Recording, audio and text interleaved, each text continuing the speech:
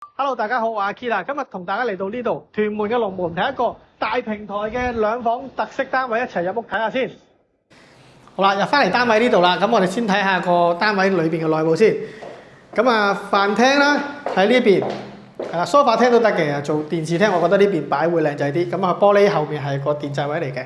咁啊，呢度可以擺翻飯台位啦。咁啊，出翻頭先我哋經過嗰個平台，不過而家入黑咗少少，唔係話好睇到。咁呢啲戶外木就業主自己做嘅。咁呢個 area 嗱，呢度 L 型入邊到呢度其實後面都有嘅，都係屬於自己嘅，係啦。咁啊，呢度有個門口可以衝入去。好啦，入翻嚟個廳位啦。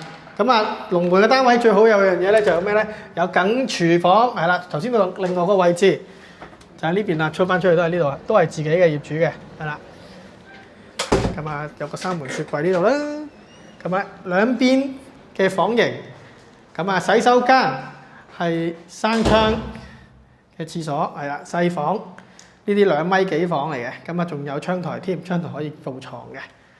咁啊，主人房有個衣櫃位，可以擺個大櫃，亦都有呢個窗台位。咁樣望景其實就望翻我哋嗰個平台嘅。咁啱啱頭先漏咗望一樣嘢就係咩咧？就係我哋嗰個平台嘅泳池景啦。啊，帶你哋睇埋先。係啦，泳池就呢邊，係而家入黑啊，所以要趁早睇啦。泳池景其實靚景嘅。